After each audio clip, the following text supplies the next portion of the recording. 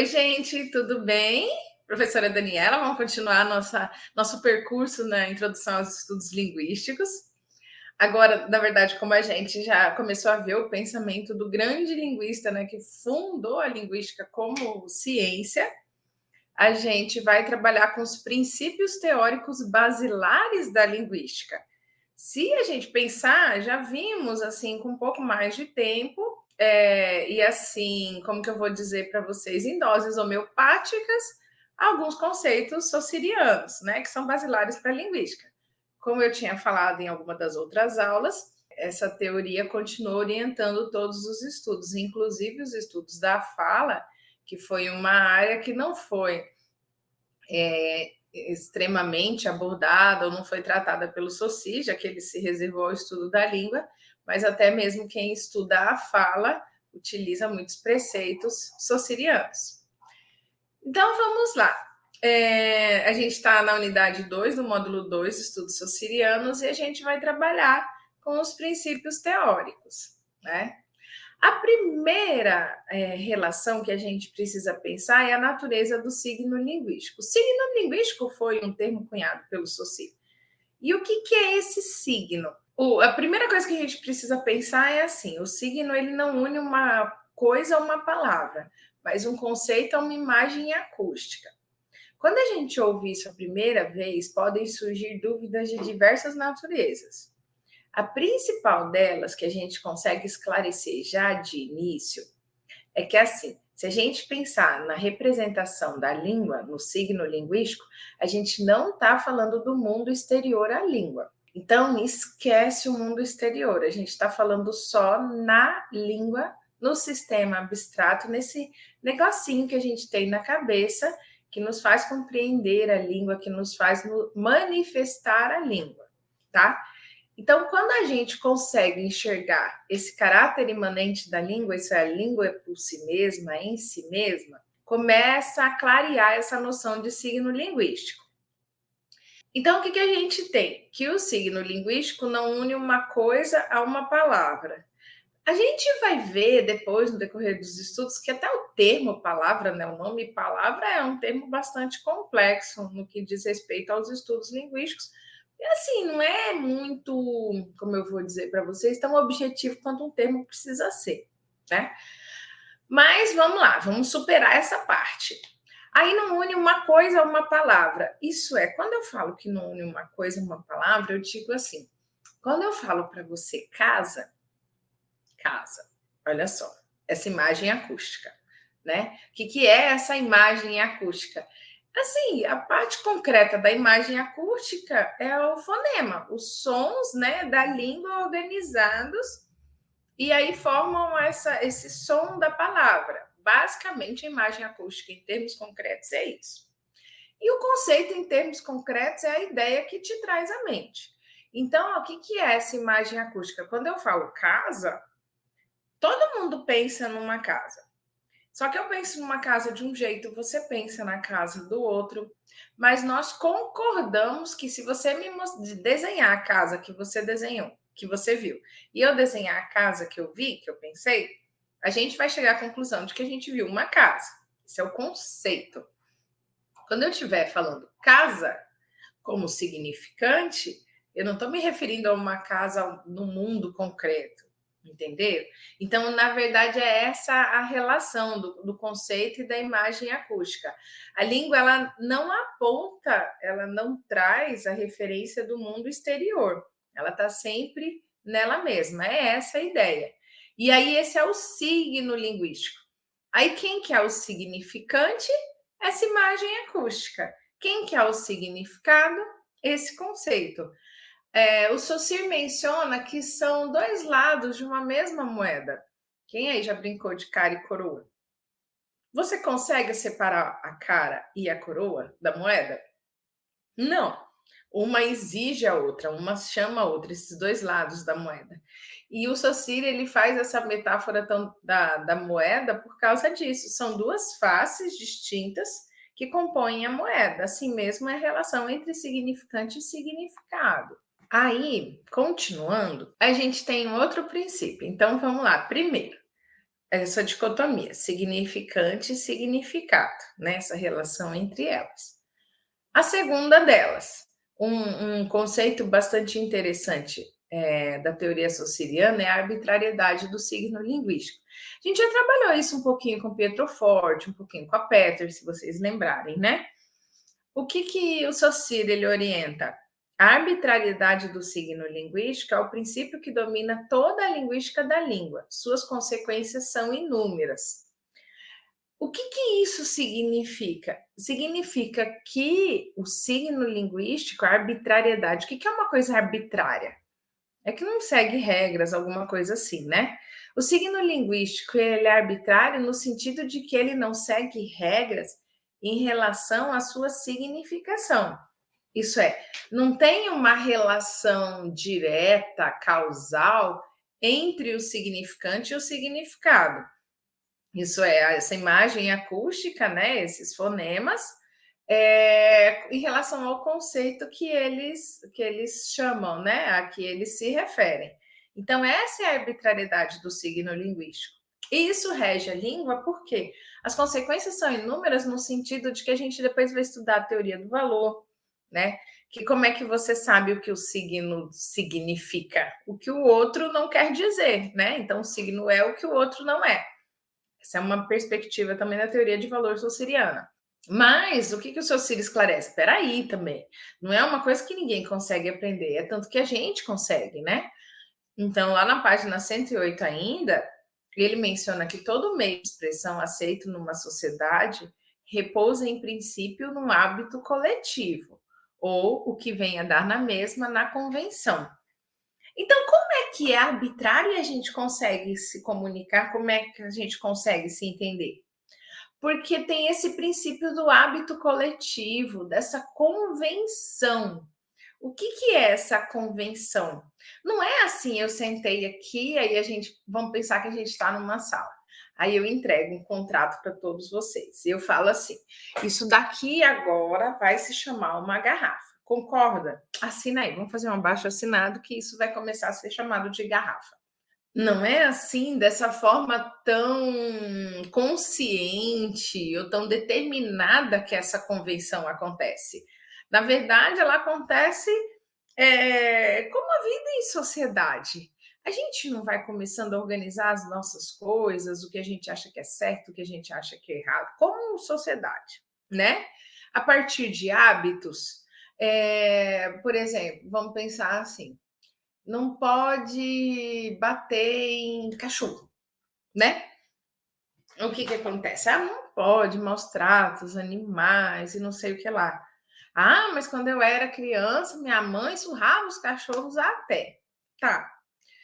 A gente não foi convencionando que isso é maus tratos? Hoje você tem sociedades protetoras de animais, você tem todo um cuidado para não testarem-se mais produtos em animais, não é?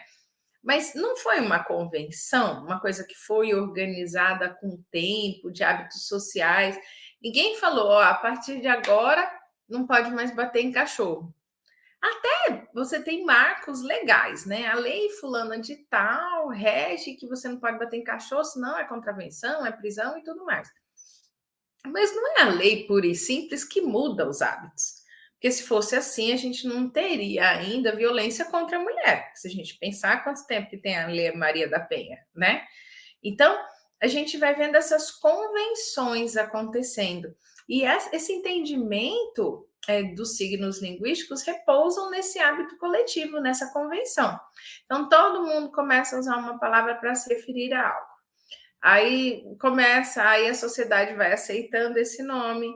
Isso que eu estou falando de nome, né? Mas tem muito mais coisa envolvida na língua. E aí, de repente, todo mundo reconhece esse conceito a partir desse nome. E aí isso repousa na sociedade no sentido de que toda a sociedade vai conhecer. Quem está nascendo agora vai aprender o nome disso. Os mais velhos, que, por exemplo, conheciam por outro nome, vão começar a usar o nome, esse mesmo nome que está sendo utilizado, né? Então, esse hábito coletivo, essa convenção que garante que a arbitrariedade do signo linguístico não atrapalhe, não interrompe o entendimento desse conceito chamado pelo significante, né? Essa é a principal questão. Aí a gente para e pensa, mas será que significante é a mesma coisa que símbolo? Porque nessa a gente está falando de arbitrariedade do signo, o que, que é símbolo para você? O que, que você entende como símbolo? Será que é a mesma coisa? Aí o próprio Saussure, ele traz a resposta, né? O símbolo tem como característica não seja mais completamente arbitrário. O significante, por outro lado, ele é imotivado, isso é arbitrário em relação ao significado, com o qual não tem nenhum laço natural de realidade. É legal a gente pensar que o símbolo tem esse laço natural de realidade que o significante não tem. Quer ver, por exemplo, vamos pensar num símbolo. Ah, o símbolo do Brasil, bandeira brasileira, né? O que, que você tem? Se a gente estudou lá, quem é mais velho, estudou o SPB, né? Organização Social e Política Brasileira, estudou EMC, Educação Moral e Cívica, né? Aí revela a idade, mas vamos lá. Mas a gente, eu espero, né, que a gente de alguma forma saiba o que significa a bandeira nacional. Então, você tem até lá na Constituição nossos símbolos, né? É o hino, a bandeira e o brasão. Por quê? Você vê um laço nesse símbolo, bandeira e Brasil. Como? Lembra lá? O verde são nossas matas, o azul são nossos mares, as estrelas são os estados brasileiros, né? Ordem e progresso é o que gera a nossa sociedade.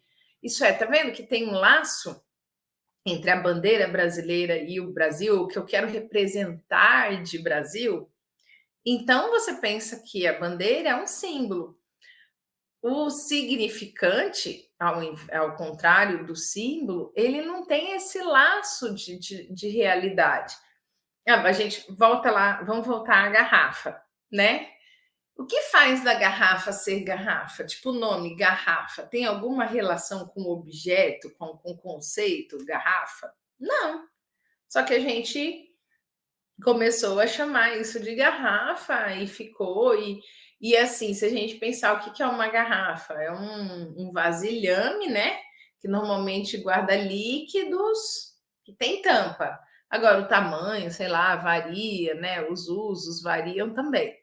Mas é para isso para a gente pensar. Então, o símbolo, ele nunca é completamente arbitrário. Se você pensar, mas por que, que a justiça tem aquela mulher, né, com a balança na mão? Eu posso não saber o que significa, mas se alguém do meu lado, ou eu pesquisar, eu vou ver que tem uma relação, coisa que não acontece com significante, a gente não vê essa relação. Então, signo é símbolo? Não. Significante é símbolo? Não. Qual que é a diferença entre eles? Símbolo tem laço natural de realidade com o que significa, o significante é arbitrário, imotivado. Não tem relação nenhuma com esse conceito a que se refere. Bom, superada a noção, né, de arbitrariedade do signo linguístico, vamos pensar em outra característica envolvida aí com o signo linguístico, que é o caráter linear do significante. O que, que isso quer dizer, né? Porque o significante, ele sendo de natureza auditiva, ele desenvolve-se no tempo unicamente e tem as características que toma do tempo. Representa uma extensão, essa extensão é mensurável numa só dimensão, é uma linha. Vamos pensar do que os seus meninos lá, né? O Bali Secheye anotaram em relação ao que o Saussure ensinou. O significante é de natureza auditiva. A gente já falou, então, que a parte mais concreta do significante são os fonemas, né? Aqueles sonzinhos que se unem para formar uma palavra. Então, ele é mesmo de natureza auditiva, mas ele tem essas características, ó, que ele toma do tempo. O que o tempo tem que o significante usa? Uma extensão e é mensurável numa só dimensão. O que é essa extensão? Pensem nos sons de uma palavra. Ó, vamos lá, significante, né? você tem aí uma palavra com 3, 6, 9, 10, 11, 12 letras, né? Vocês vão estudar mais para frente isso, fonética e fonologia. Mas a gente vê que os fonemas, eles não são assim tão perfeitamente representados pelos grafemas. Os sons não são tão perfeitamente representados pelas letras. Mas vamos pensar aqui, o significante. Estão vendo que os fonemas, os sonzinhos, você vai falando um atrás do outro, ó, significante. Tem uns que você fala com maior duração, tem uns que você fala com menor duração. Tem um grafema aí que você nem lê. Se você pensar o significante, esse segundo N, ele só nasaliza o A, mas isso vocês vão estudar mais para frente. Pensa assim, para você conseguir ler significante, se você colocasse um tio no A e tirasse esse N, o som seria o mesmo, né? Ó, significante.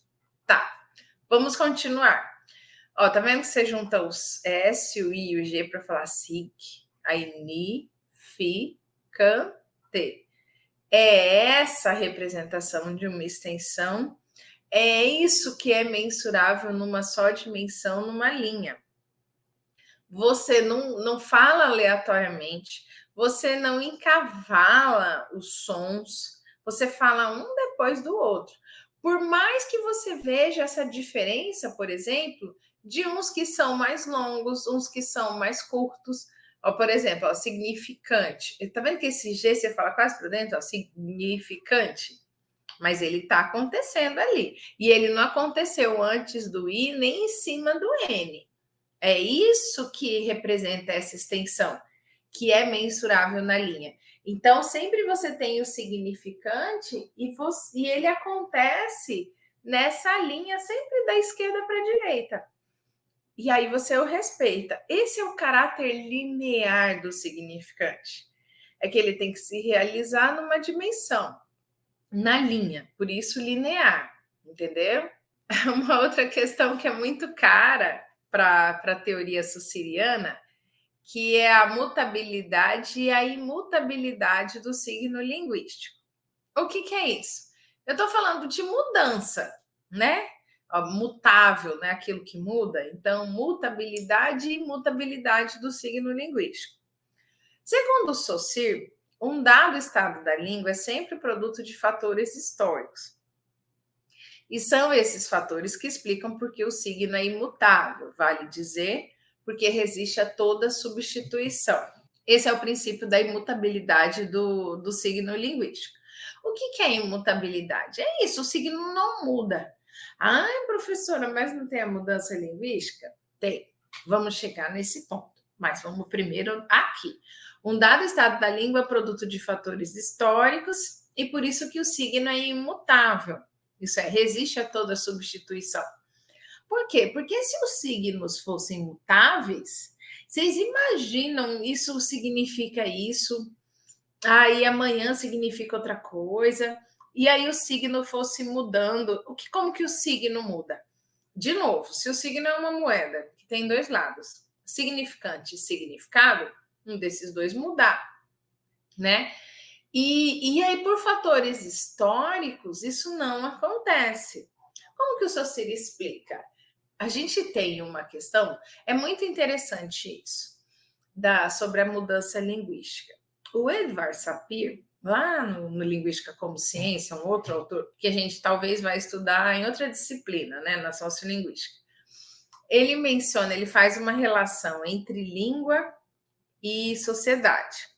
Eu sei que a língua muda, eu sei que a sociedade muda, nós sabemos disso, né? O Saussure, o Sapir, ele faz uma metáfora que ele fala assim, que língua e sociedade é como se fossem dois caminhantes. Então, vocês pensem aí, eu e você, a gente precisa chegar no mesmo lugar, a gente sai do mesmo ponto. Concordam que a gente, pelo menos no começo, vai andar juntos. Depois de um determinado tempo, o que vai impactar nessa diferença? Condicionamento físico, distância. Às vezes você conhece melhor o caminho, aí você pega um atalho. e vai para outro lugar, por outro lugar, para chegar onde eu quero. Porque lembra, a gente sai do mesmo lugar, a gente quer chegar no mesmo lugar. Como a gente vai fazer esse trajeto vai depender de várias condições. E eles vão chegar ao mesmo lugar, mas não vão chegar ao mesmo tempo. O Sapir ele usa essa metáfora para dizer que língua e sociedade mudam, mas não mudam na mesma velocidade. E esses fatores históricos, eles acabam firmando o signo linguístico e garantindo essa imutabilidade. Então, o que, que é isso? Ele resiste a toda substituição. Por quê? Porque é histórico, eu uso um signo nesse lugar, sempre para me referir à mesma coisa, para o mesmo conceito, e historicamente isso vai sendo firmado. E aí, o que menciona um pouquinho depois? Porque o fator histórico de transmissão a domina totalmente isso, domina a língua, né? E exclui toda a transformação linguística geral e repentina. Esse repentina que ele usa é interessante a gente pensar, por quê? Porque ele reconhece que há mudança linguística, ele reconhece que a língua varia e que a língua muda. O que ele menciona é que essa transformação ela não é repentina. É aí que mora o caráter a imutabilidade do signo linguístico. Porque vocês imaginem, por exemplo, quando a gente tem uma palavra, por exemplo, que a gente não é bom a gente usar, né? Porque representa algum tipo de preconceito. Ó, vou falar uma aqui: judiar, né? Ai, você está judiando do seu filho. Não pode, né? Porque judiar vem de judeu, aí é uma perspectiva pejorativa do judaísmo, né? Tá, não posso mais usar. A sociedade já falou que isso não é legal. E aí, eu sei, eu não uso em nenhum momento, porque os fatores históricos eles vão segurando a língua para ela não mudar. Ela pode mudar? Pode. Essa palavra pode cair em desuso? Provavelmente. Mas já caiu? Foi porque eu descobri que não pode falar, que ninguém mais fala, sabe? É aí que mora essa imutabilidade do signo linguístico que o Saussure orienta, porque a língua é produto de fatores históricos, né? Então, se toda a sociedade usa assim, pode mudar? Pode, mas não de forma repentina. Você pode demorar, sei lá, 2, 3 gerações para ver essa mudança. Por quê? Porque tem o fator histórico de transmissão, que domina a língua totalmente. Isso é, eu ensino, ó, não pode falar, Joãozinho, essa palavra. Mas aí o Joãozinho me vê falando essa palavra, vira e mexe. Ai, desculpa, gente, não pode. E aí eu repito, né? Isso é fator de transmissão linguística. Então, é uma questão para a gente pensar. Ah, professora, então se muda, tem mutabilidade.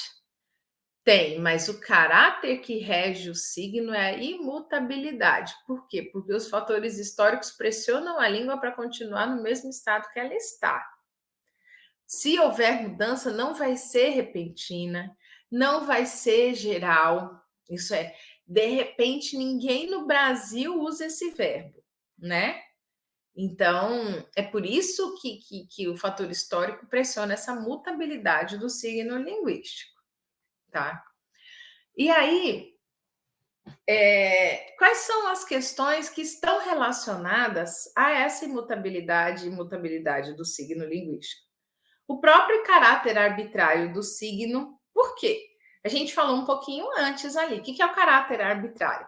É que não existe nenhum laço natural de realidade entre significante e significado, né? Então, a imutabilidade ajuda que essa língua comunique, por exemplo. Por quê? Porque se o signo é arbitrário, não tem nenhuma relação evidente, natural, causal em relação a significante e significado. Se não houvesse a imutabilidade do signo, isso é, se ele não tivesse fixo na língua ali e por fatores históricos e mesmo sociais ele se firmasse daquela maneira, a gente não entenderia o que algo significa, porque aí não teria transmissão, porque aí a gente não compartilharia. Lembra que tinha lá uma questão de hábito coletivo, convenção?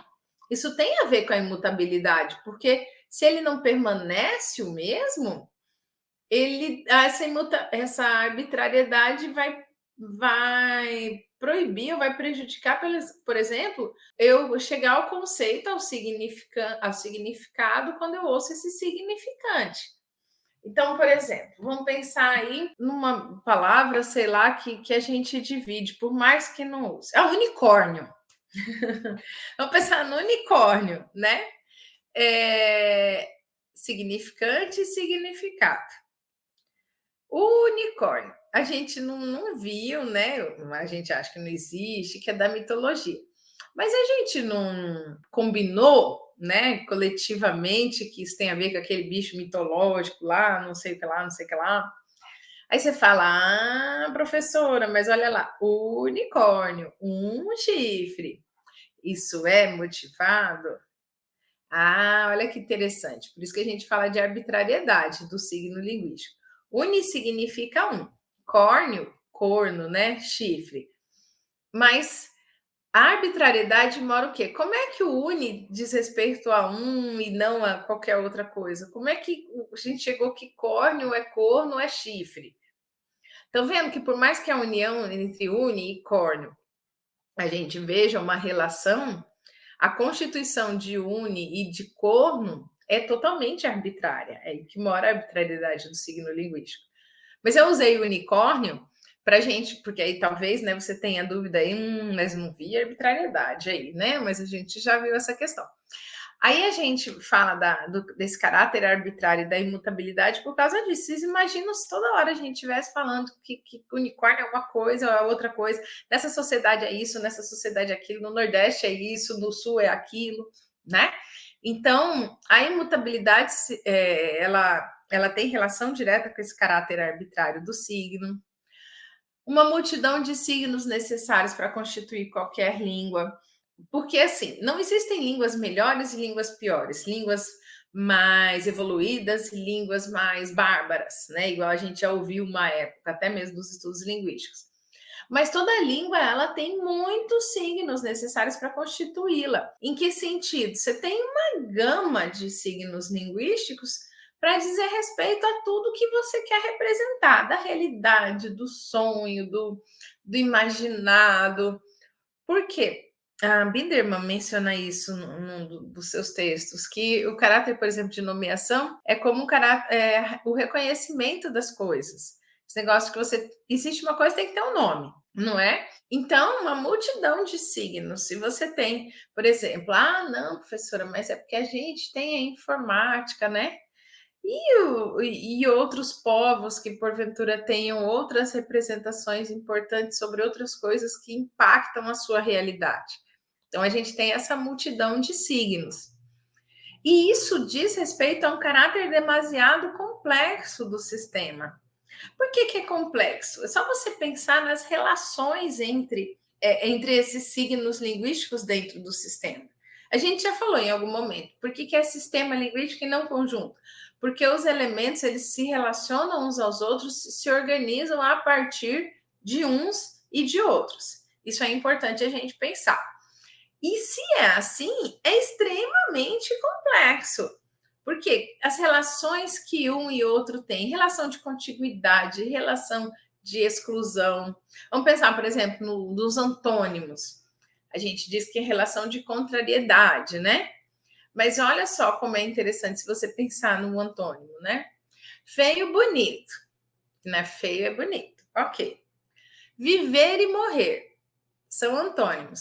Mas vocês acham, por exemplo, que tem a mesma relação de contrariedade? Bonito e feio, eu até concordo.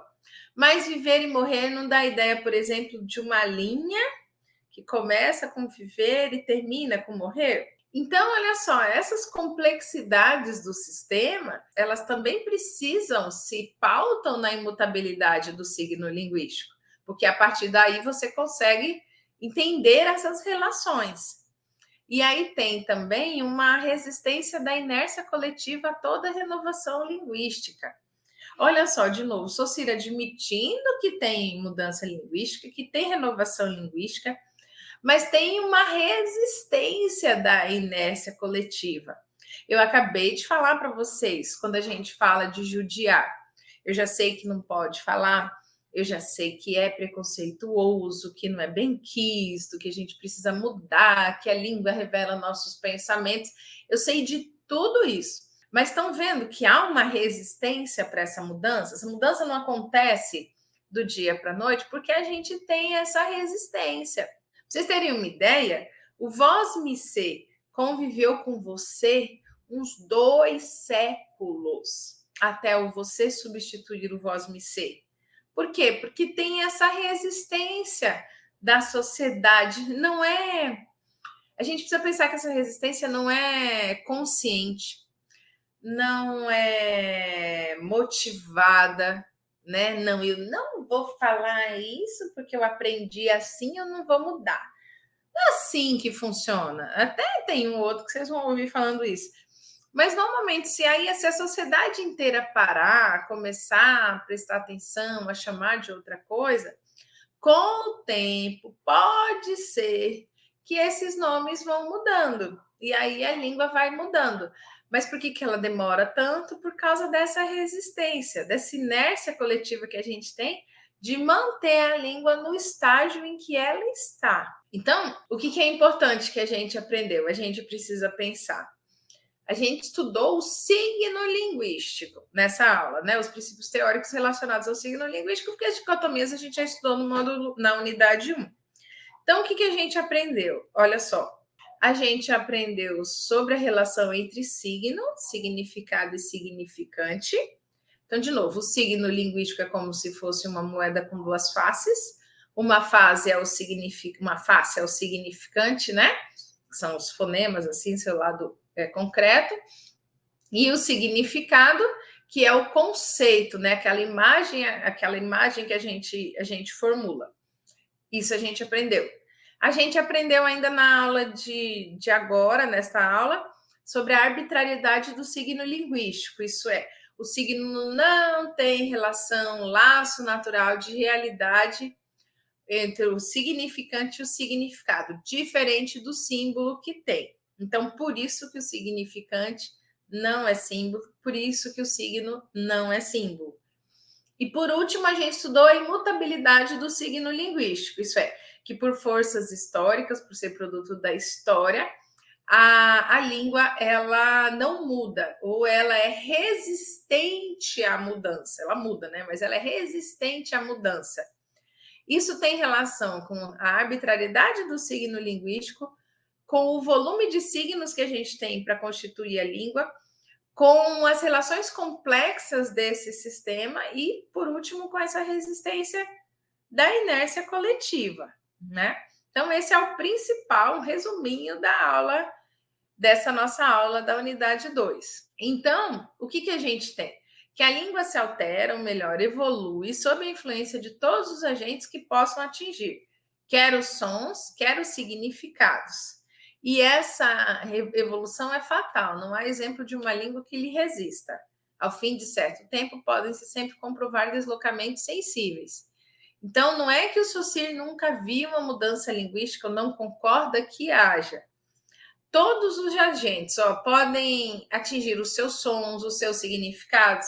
Eu falei, por exemplo, de um verbo que a gente não vai usar, mas olha, em relação aos sons, a gente tem uma resistência, por exemplo, com proparoxítonas, que tem um número muito pequeno na língua. Estou falando em relação ao som, né? Então, você vê variações interessantes, por exemplo, fósforo, né? Quem nunca ouviu fósforo? Fosco, fosfi. Isso é, você vai reduzindo. Ai, professora, mas daí é quem não sabe falar, sabe que a gente entende que fósforo é fósforo. E essa relação aconteceu com o pé. Todo mundo fala que eu tenho um pé, que eu tenho 2 pés, meu pé está doendo. Pois é, pé sofreu isso, que era pede no latim, né? Então, essas coisas acontecem na língua e alteram tanto seus sons quanto os seus significados. Então, há esses deslocamentos, mas a gente já viu que há uma resistência, é isso que é importante. Que aí é a grande mensagem, na verdade, do Saussure. Aí, por quê? Você tem essa relação entre língua, massa falante e tempo. Então, olha só, a língua e a massa falante. E o tempo age em relação aos dois. Tá vendo que o tempo é essa setinha? Isso é interessante de a gente ver essa relação entre língua, massa falante e tempo. A língua é um ente, a massa falante é outra que tem relação, olha lá, tanto que tem a chave.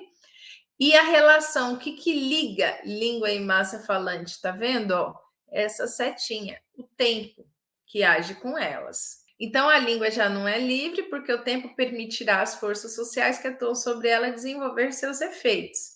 E chega-se assim ao princípio da continuidade, que anula a liberdade. A continuidade, porém, implica necessariamente a alteração, o deslocamento mais ou menos considerável das relações. Então, a gente já viu que historicamente a língua é presa, ela não é livre porque tem relação com essas forças sociais, e é por isso que a gente tem relacionado a imutabilidade esse princípio de continuidade, que anula a liberdade no que diz respeito a uma mudança repentina, aleatória. Mas essa própria continuidade, ela implica uma alteração, um deslocamento, que é disso que a gente tem falado. Aí, para vocês lerem um pouquinho mais, vai estar na curadoria esse texto, curso de Linguística Geral do SOCIR.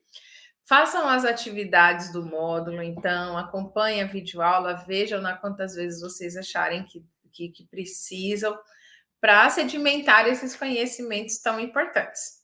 A gente se vê, então, no módulo 3. Tchau, tchau.